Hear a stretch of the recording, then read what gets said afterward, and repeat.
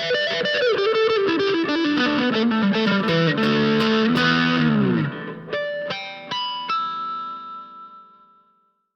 right, hey y'all. I'm here today with Andrew Woods. Say hi, Andrew. Hello. I won't introduce you. You introduce yourself. Whatever you want to say. Well, I'm Andrew Woods, and I met David in a class about, among other thinkers, Hannah Arendt, and we're going to discuss the human condition. Now, one of her more famous works, which I've leafed through for the fourth time in my life. I had two professors in my masters who were absolutely obsessed with this book, and sort of passed on their love for Arendt onto me. So I think that we'll probably have some fun going through it again, I guess. Yeah, this is a book I've come back to a number of times. Mm-hmm. Oddly enough, the first time I read it was in like high school because I had a teacher, my basketball coach, who told me to read it. I didn't understand a thing, but anyways, yeah. So you're a doctoral candidate now, or doctoral student. Indeed. Doctoral student. Yeah, and what is your research like broadly? My research is into the work of Simone Weil and also post-autonomous thinkers like Franco Berardi, Maurizio Lazzarato, Silvia Federici, Paolo Werner. Continental. Yeah, pretty heavily continental. Really like talking about the future, and there are sort of Arendt gets into that a bit in this book with, the promise and unpredictability, which which is a concept that I kind of butchered in my master's thesis. Really? Yeah. No, I didn't use the promise the way that she wanted it to be used, but I think that it gives you a sense of what this conversation is going to be like. Yeah. I don't think Arendt would be happy about the way that I did. No, I feel like Arendt, of all the thinkers we kind of explore here, is a pretty stringent one. You don't want to get outside the boundaries of where her mind was at. But that's a good place to start. And thinking about the prologue, she does spend a good deal of time on this thing called the future, or whatever will culminate into the future, with regards to satellites, or thinking about the way in which satellites either mark something of a progression in this thing called the human condition, or moving beyond it. And I was wondering what you thought about that specifically. Well, it's definitely a book written under the shadow of one, Sputnik, and also the mushroom cloud of Hiroshima, really. And she explores what these two events mean for the human condition in another essay called The Conquest of Man, the Conquest of Space and the Statue of Man. Was that a standalone essay? Or no, this appeared in Between Past and Future, and she kind of flips the assumption of going to space being this transcending of the human condition, and a way to make man more powerful and greater, into something that actually makes humans appear a lot smaller, because they're no longer earth-bound, no longer in this environment that gives them this kind of proportions. They've become creatures of the universe, and because the universe is so vast, the stature of humanity has been greatly reduced. And she touches on this in the human condition with the idea of the Archimedean point. Yeah. And where contemporary science has taken us to a situation where we're no longer confined to Earth, but are capable of introducing processes that occur in the universe into the human space. Yeah, and how that Archimedean point existing necessarily outside of the parameters of what we consider Earth. How in that is it operates as a sort of mirror, where there is that thing in space that almost gives us a point of reference from which to analyze ourselves. So, and this comes out in many different forms, especially today, thinking about satellites, like in which, and you get all the surveillance arguments about that. But in what way, even thinking about cell phones or communication more broadly, in what way does I guess, ironically, the way that we were able to connect to ourselves, humans broadly, with other humans across the globe more easily, was for us to find a way outside of the globe, quite ironically, how that worked out. But it's really interesting that thinking about the future, thinking about technology, are elements of a book titled The Human Condition. Because it would seem as though, for me at least, thinking about technology would mark something of a, the Heideggerian negative ontology, or moving necessarily into a very non-human condition space. So is there anything for you that would explain why she throws that into the prologue? Like, what is it about this event that propels this book, or starts it out for us? Big question, I know. Yeah, no, I mean, I'd say that it's linked to what she says about action, and how it has this process character of how scientists no longer observe natural phenomena, but introduce processes or provoke processes through their experiments, through their discoveries, and what they perceive as truth is what humankind can make. And with Sputnik, it's an addition. It's a new condition that's no longer within the world, because for Arendt, an important aspect of the Homo faber, of fabrication of work, is this construction of the world as opposed to the earth. So what does it mean to have this work, this action that takes place outside the boundaries of what's always been considered as the world? And I think when she writes in the prologue, she talks about a particular line that came from the interview of mankind will not remain bound to the earth forever. And then on the very next page she writes, the earth is the very quintessence of the human condition. Yeah. It's a way of I mean, let me put this another way. The human condition is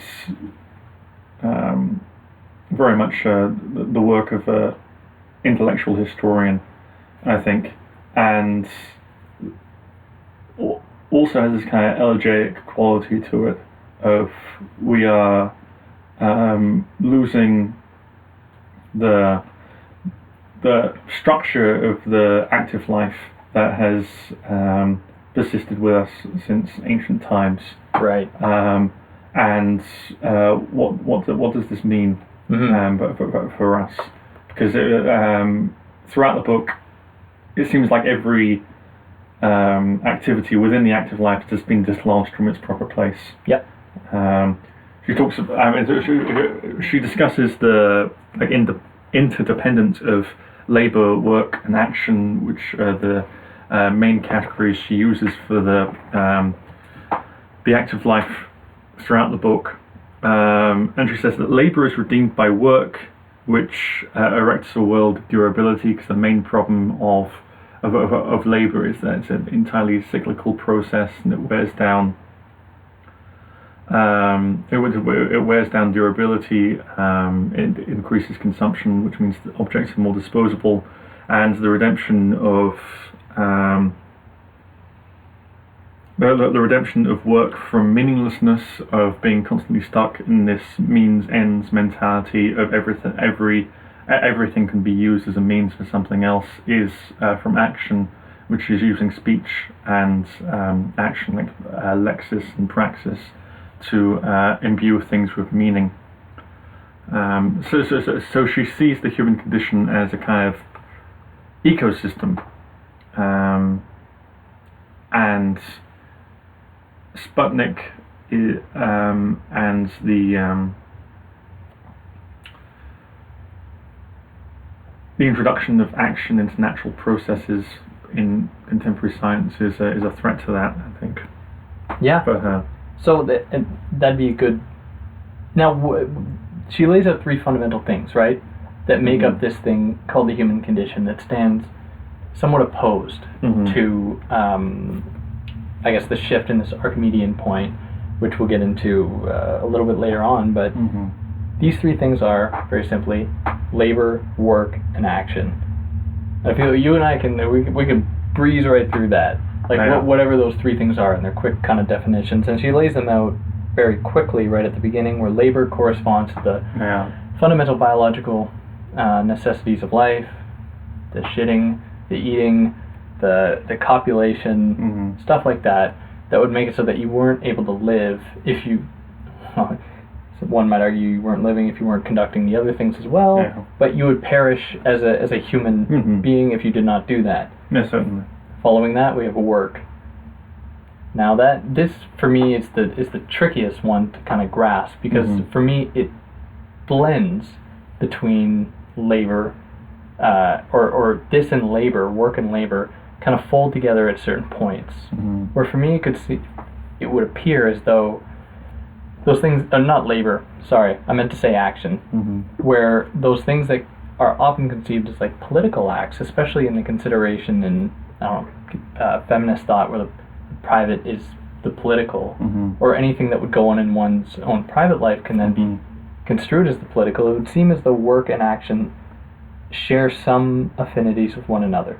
But for the sake of this here, work is how one engages with the world through words and deeds, or is that through toil? Through fabrication. Through fabrication. Through building durable objects in the world that constitute the world. Tilling the soil. Tilling the soil for her is this example of labor that constitutes a work. It's this cyclical activity that actually creates something durable in the world. Yeah. But yet it is wholly necessary in many cases, thinking about something like, I don't know, the necessity for shelter, or something like that demands work, right? In order to maintain that.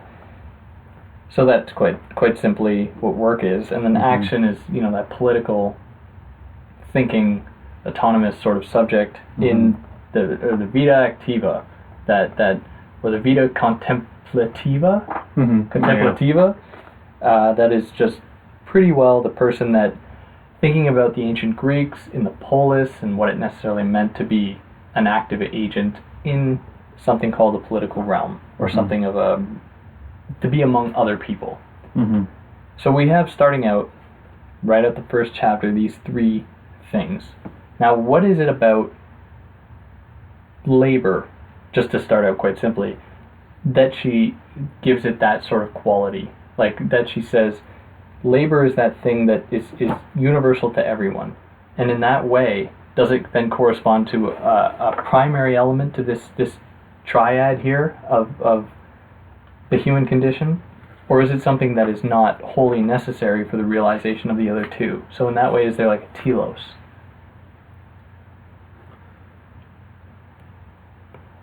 I certainly feel like they're all connected. That you can't have any of them without the other. I mean, she goes on to explain this in more depth in the public and the private realm. And on the next page in the introduction, she talks about how they are linked to birth and death, natality and mortality, and labor is the activity that ensures the one individual survival and life of the species. With work, it's more about permanence, that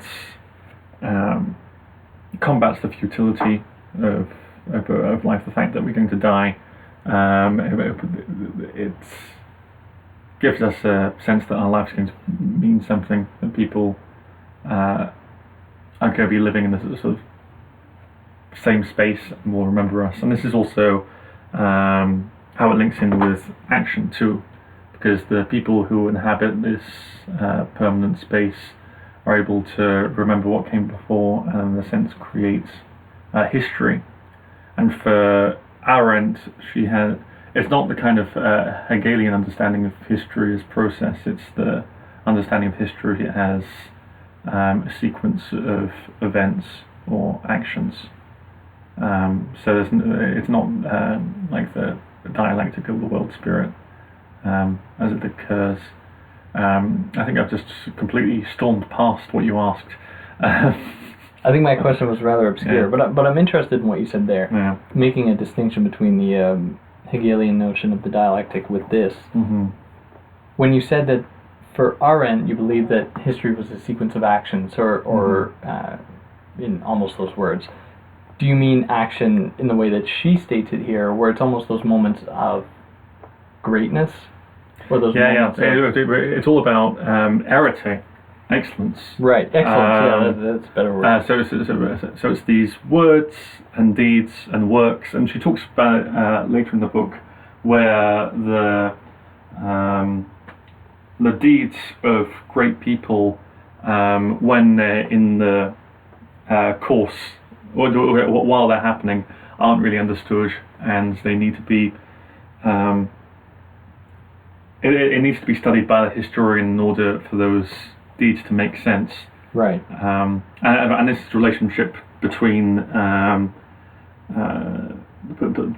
work and action of the historian, the artist,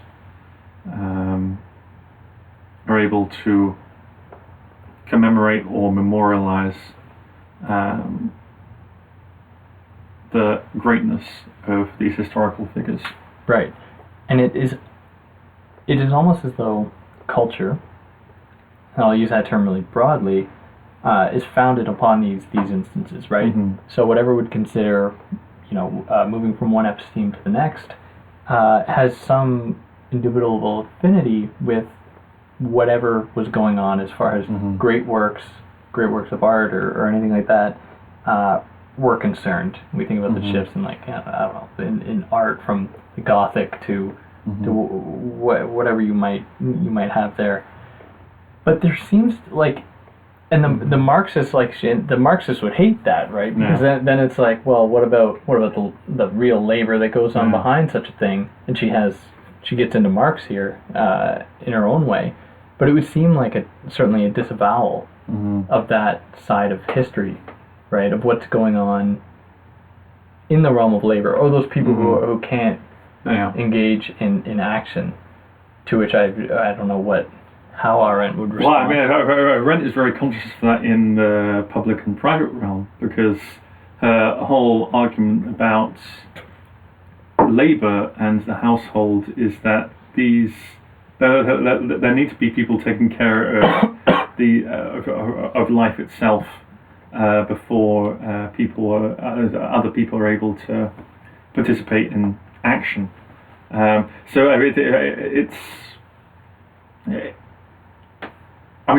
she talks about the pre-political realm as being violent, as being full of force, and the violence being the foundation of the equality and plurality of the polis. Right. And when we're thinking about this in terms of the Greeks, we're thinking specifically of Aristotle. Very much Aristotle. She's very ferociously critical of Plato. Yeah, I wonder why. Well, actually, why do you think that is? Because with Plato is a philosopher who tried to bring in the work of fabrication into the sphere of action. And he's for Arendt and for Aristotle to a certain degree. I mean, I feel like Arendt definitely romanticizes Aristotle to a degree. Yeah, at least. With Plato, there's a relationship between, there's a hierarchy between those people who know and those that do, like with the philosopher kings, and then there's the guardians, and also the other people who participate in this ideal city that Socrates imagines in the Republic, and for Arendt, they're in the sphere of politics and the sphere of action. You can't make up the rules because the lawgiver is actually someone who participates in fabrication rather than action, and you can't be ruled because that means that you would be under some kind of necessity. Right. So you need to have freedom if you're going to participate in the public sphere, if you're going to be a person of action. Whereas with Plato, it's all about the person who makes the rules and the people who have to follow the rules. The shoemaker is going to be the shoemaker for their whole lives, and it's quite as simple as that. But I mean, the people who are ruling the Republic are following the same model as the shoemaker. It's all about this idea, and the philosopher king needs to execute this idea in real life. Yeah. Which is what the Homo Faber does. They take the idea of a table and they turn it into the material, and they use the material to turn it into a real table. Right. Exactly. So the two texts in contrast would be the Republic and then politics. Mm-hmm. Right. So there's an interesting moment though in politics when Aristotle, when he's kind of outlining the two different spheres or the two different realms, the public and the private, he states that there is supposed to be present in, for example, the public, some components of the private. Mm-hmm. So that's sort of whatever we consider to be indicative of the private realm, notably a sort of autonomy, sort of an ability to exert a sort of authority or speech in order to demonstrate one's point, is necessary for the maintenance of a sort of like a hierarchization within the home, the oikos, which for Aristotle, at least for me, is something of an interesting point. So when Arendt conceives of this thing called the social, it seems as though it was always moving towards that to some degree, right? So the social is that sort of dissipation of that distinction between the public and the private in favor of, the end of excellence, right? Just the sort of broad institutional mediocrity all around, perhaps in some sense, the realization of the Republic, to the nth factor. I don't know if you want to think about that for a moment, or you have a bunch of notes. I mean, I will say this right here. If you want to talk about anything chronologically, I mean, I'm not opposed to No, I like the wandering discussion a little more. So yeah, in the Rise of the Social section, I mean, it's about the disappearance of the polis, which is the space where equality was possible because the private realm was hidden away in the household, and the household's all about inequality and violence and hierarchy. And so for Arendt, the Rise of the Social is a shift from this very rigid public-private distinction toward society, a distinction between society and intimacy. And with intimacy, it's all about the heart, all about the emotions, which was not what the household was about at all.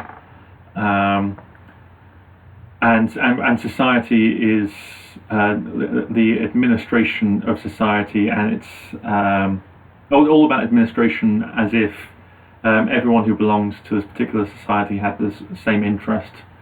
And she discusses how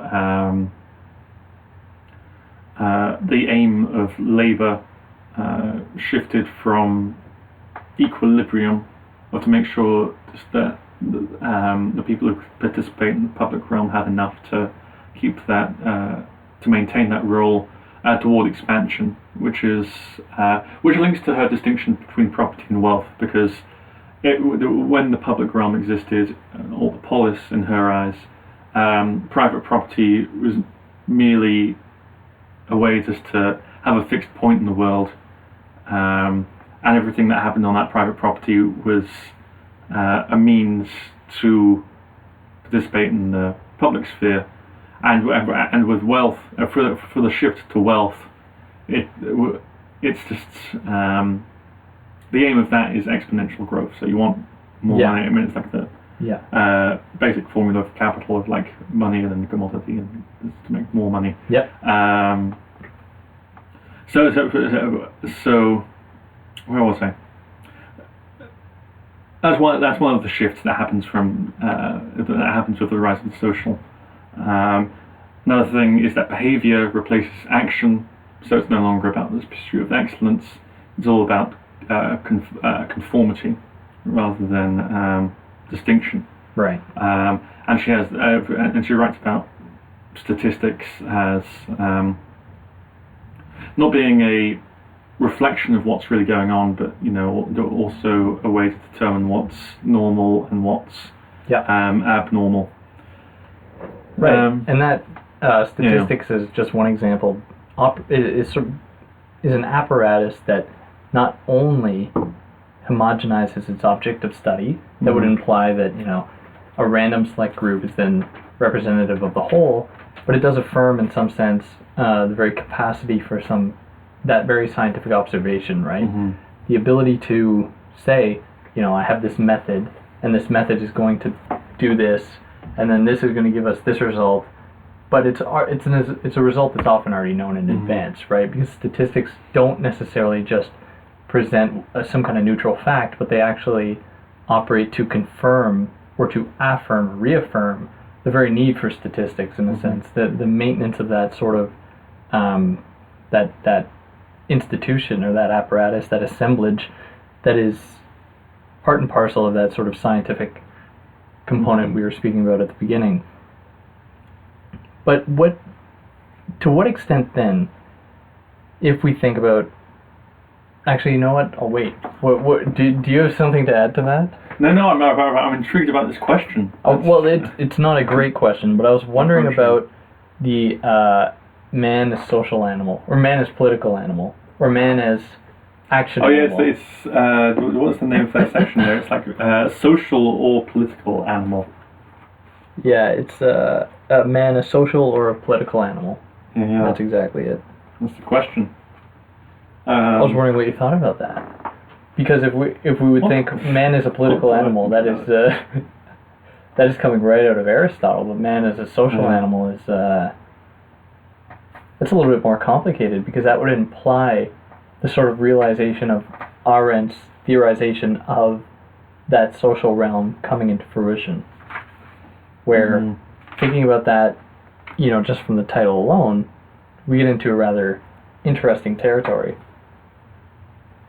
So she's talking about a mistranslation that carries over to the work of Aquinas, who was influential, and where he's comparing the head of the household to the head of the kingdom, of the king. So there's this premonition of the social as administration, as this view of society as an entity that has a single interest. And that's the distinction between the social and the political animal, I suppose, because for her politics means plurality, whereas the social means a kind of unity in the sense of conformity, in a sense of behavior over action. Right. Right. So that I want to pick out a passage here from the section dealing with the rise of the social. Which page are you on? 41 in my version. 41. It'll probably be something. They all have the same, even though they're different editions. It's the same pages. in each Really? one, which is kind of very convenient. Oh, that is good. Where it goes, the rise of mass society, on the contrary, only indicates. Actually, I should say the. Yeah, no. preceding For a second, I was totally bullshitting. It's the different page. No, now I know what you're talking about. What matters is this equation with social status, and it is immaterial whether the framework happens to be actual rank in the half-feudal society of the 18th century, title in the class society of the 19th, or mere function in the mass society of today. The rise of mass society, on the contrary, only indicates that the various social groups have suffered the same absorption into one society that the family units had suffered earlier. With the emergence of mass society, the realm of the social has finally, after several centuries of development, reached the point where it embraces and controls all members of a given community, equally and with equal strength. What's wrong with that? I mean, is there anything wrong with this thing called equality? So it's a different kind of equality to what. Well, tell me about it. I mean, because you think. Well, I mean, Plato. that's the strange thing with what Arendt says about action. I mean, if you go straight to the section on action, the first thing she says about it is like. I keep on looking past it. Yeah, the human plurality, basic condition of both action and speech, is a twofold character of equality and distinction. Whereas back in the private and public realm section, she's like, no, there needs to be these slaves in the household, and there needs to be this sort of violence going on in this sort of pre-political realm for equality to exist at all. Yeah. And yeah. When you read those two sections in conjunction, you're like, well, there's an irony here of this political realm where people can be equals is predicated on inequality. Yeah. And I suppose for Arendt, the rebuttal she'd have to what's wrong with the kind of equality in mass society is, well, what can most people do with that equality? It's like the classic Marxist critique of freedom under capitalism, of you are free, but you're also free to starve, and you don't have the sort of material resources to use this equal status in the same way as it was intended in the ancient world. Which is not to say that, mass enfranchisement was a bad idea. Yeah. But she's conscious of the ways that these concepts have evolved over time, right. And right. What's lost in the way that production has developed, or how different spheres of the vita activa have gained dominance over the course of history, and how that affects the concepts and the lexicon that we use to discuss politics. Yeah. So, if might just back up a couple of steps, the vita activa, what is that?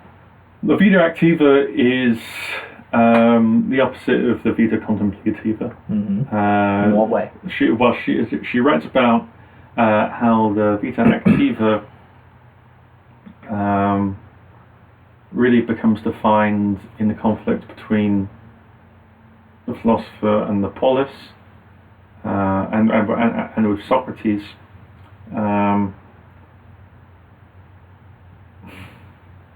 And I mean, especially in Plato, it's the activities of life that make the vita contemplativa possible, or that interrupts contemplation.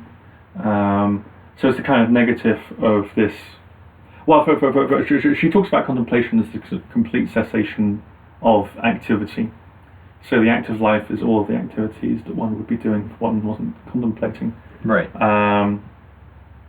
And for her, the active life, in the way that it's been conceptualized from Plato to Aristotle to Augustine to Aquinas, has lost all of these kind of specialized distinctions within itself. So it became identified as just activity in general, or busybodiness. Yeah. And in that tradition, it's usually denigrated. In the same way that, in rationalism, there's this dichotomy between reason and the passions. So it's kind of similar to that in some way, I'd say. And with those kind of dichotomies, all of the variation within those concepts sort of gets lost. So her project in this book is to specify the distinctions between the different levels of the vita activa, and also place them on an even footing with contemplation, Right. and to show that philosophy is also a part. Philosophy and doing aren't that different. Yeah.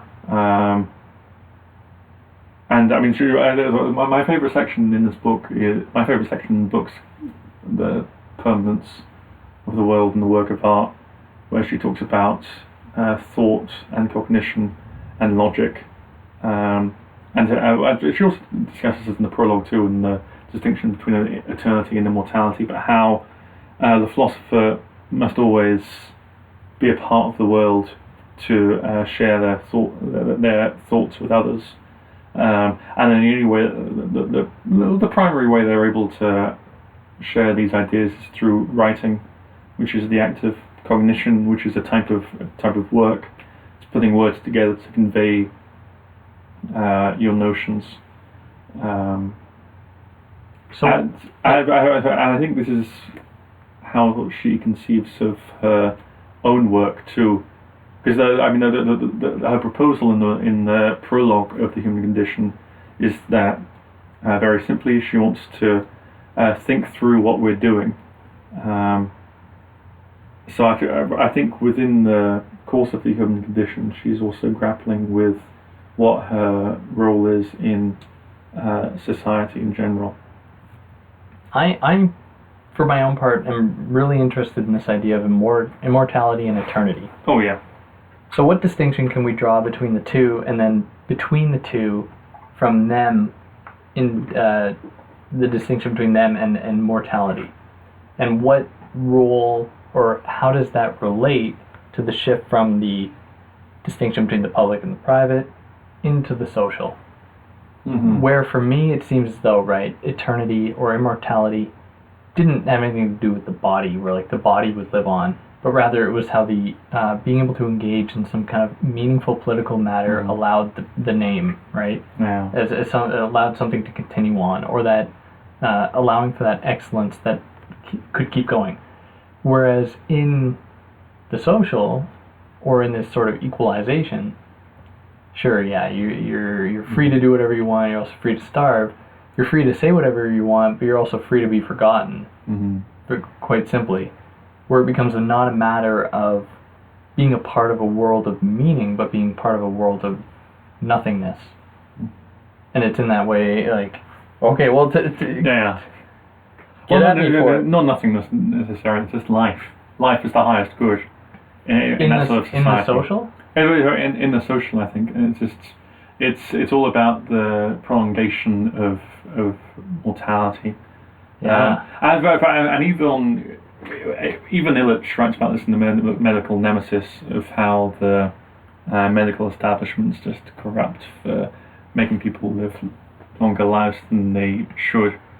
Now, could we say then that these developments in like medical science or whatever, or even biopolitics, this sort of obsession with the prolongation of life is a sort of compensatory, sort of compensation for that loss of immortality or eternity in being a political agent or being a vita? Yeah. Oh, that's very perspicacious.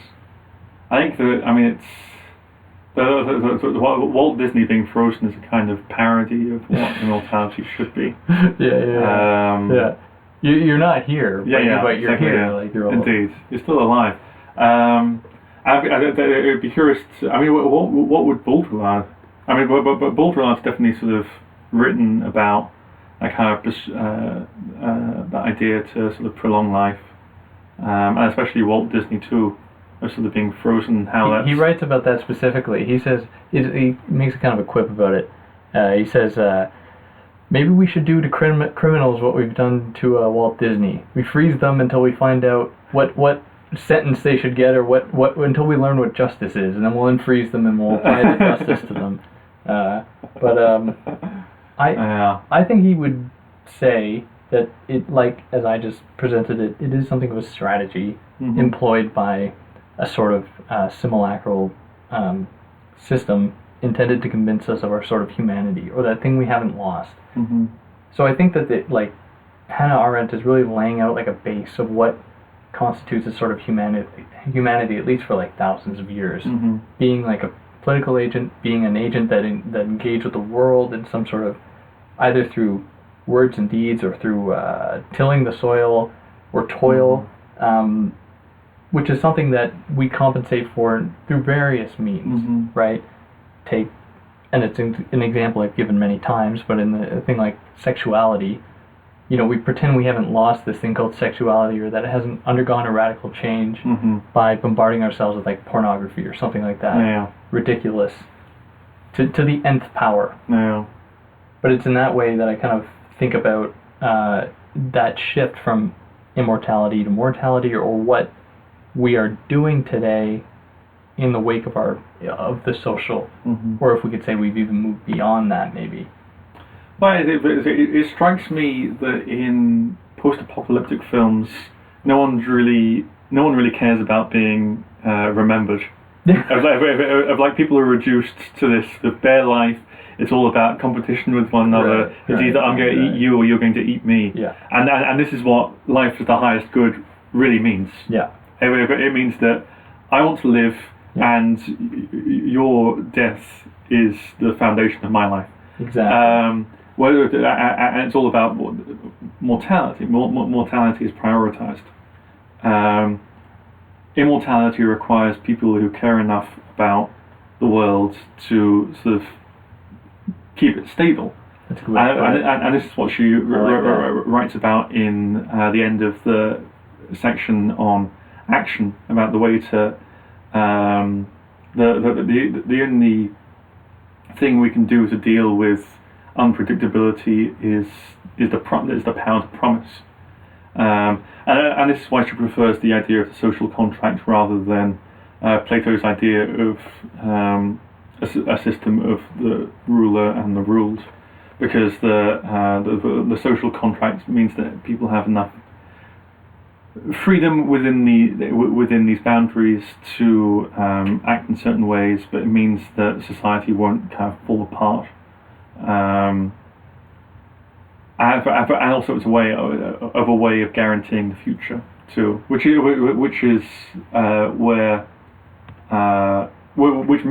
that people are more comfortable to have these kind of aspirations toward immortality. Right. Because if there wasn't a sort of stable political realm or stable public realm, then I mean, what's the point of trying to reach excellence? And that's a critique of the society of labourers.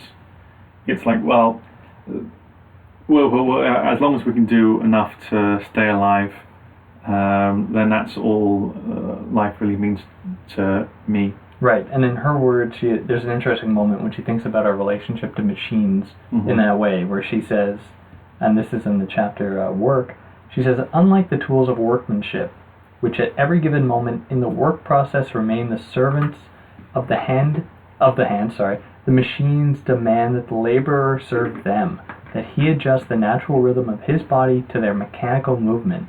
This certainly does not imply that men are such adjust to or become the servants of their machines, but it does mean that as long as the work at the machine lasts, the mechanical process has replaced the rhythm of the human body.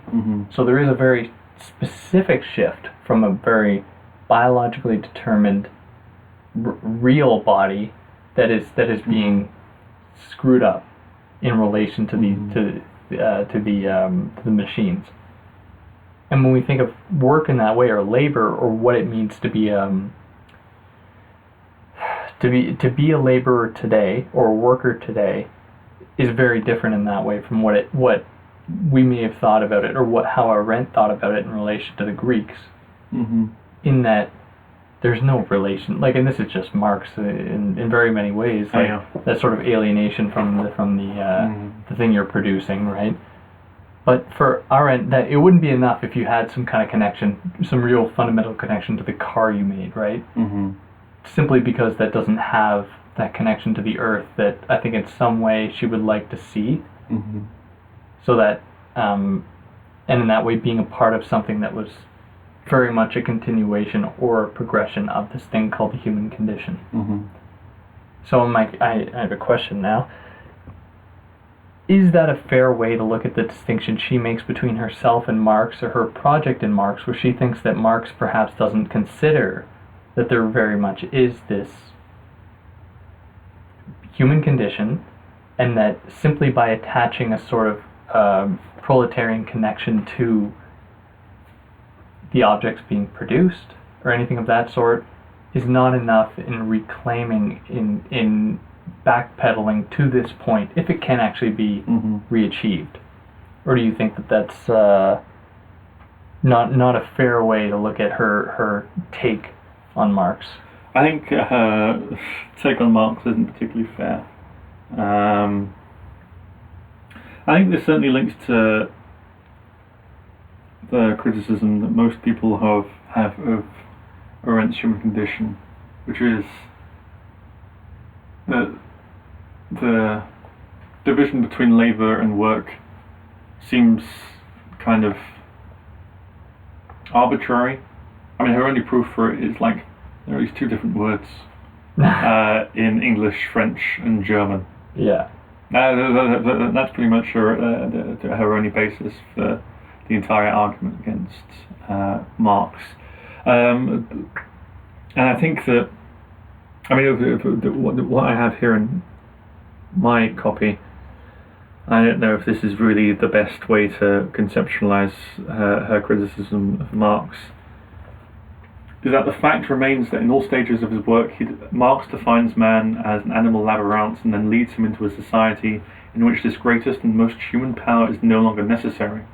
We are left with the rather distressing alternative between productive slavery and unproductive freedom. So, in the way that Arendt thinks about labour, you can't have that without life itself. And her main criticism of Marx is his belief that you can get rid of labour and you can get rid of work. I don't think that she really deals with Marx's concept of alienation fruitfully. Right. That's fair. Yeah. She's more interested in world alienation, which is a different idea. I think. And she doesn't really talk about wages too. I think that, and she discusses money. I mean, she doesn't deal with Marx on Marx's terms, I'd say.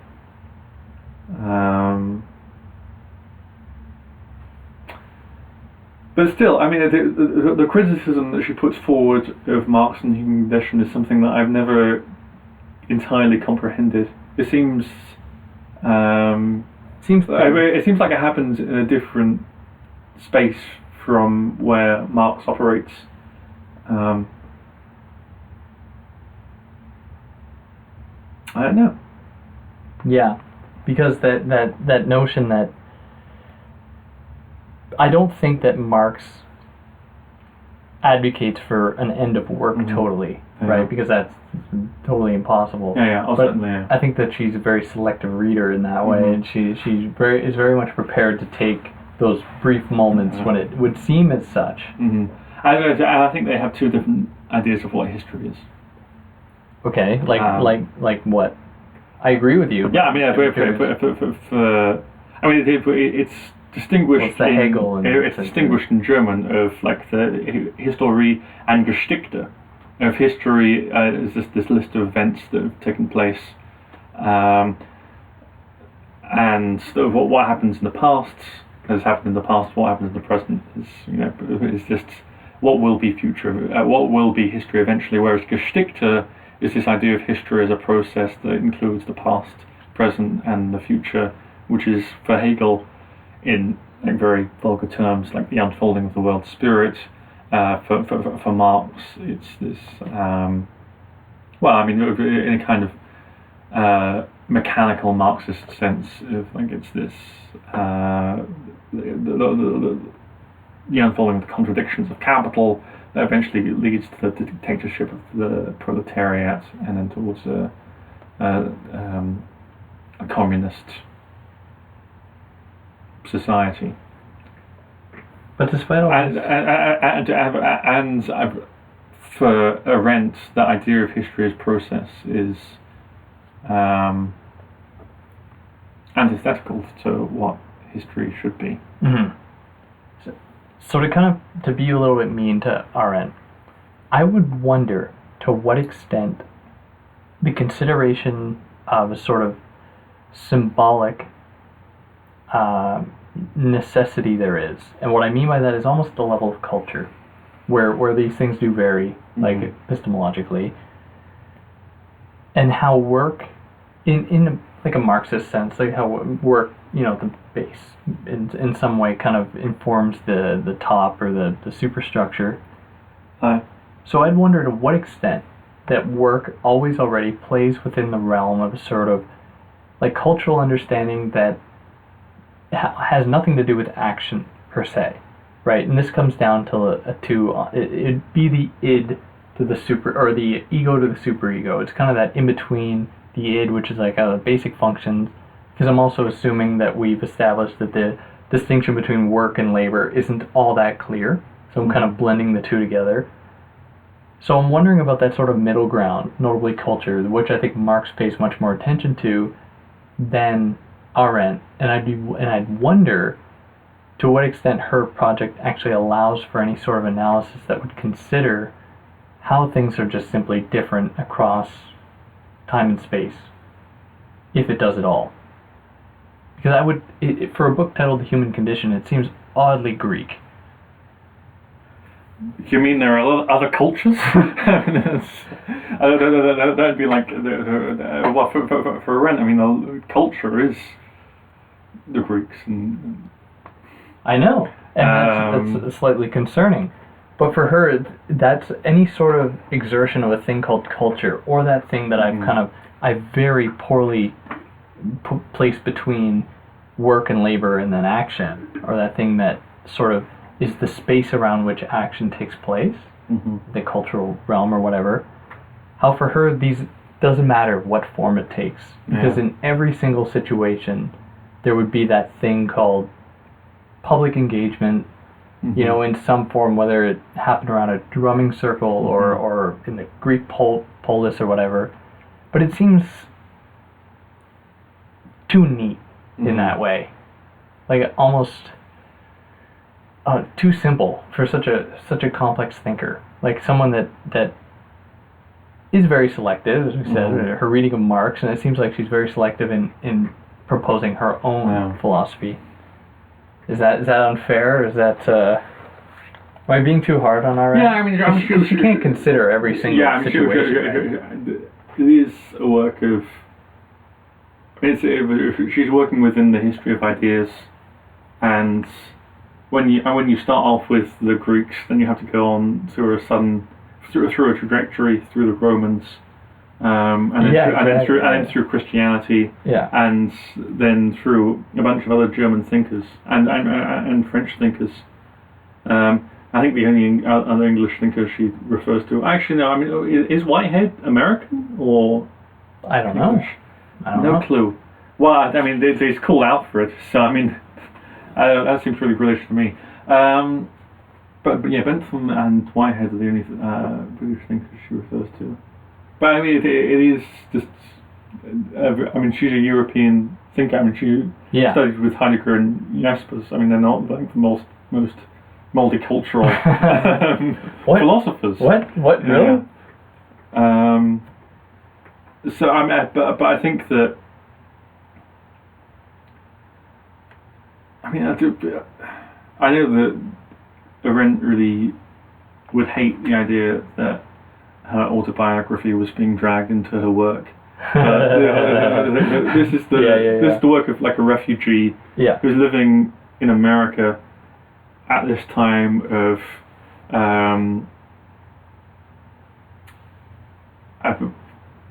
very fast technological advancement. Yeah. The rise of mass society, mass culture, the loss of. I mean, this is just on the cusp of postmodernism, so there's this risk of like high culture and low culture being molded.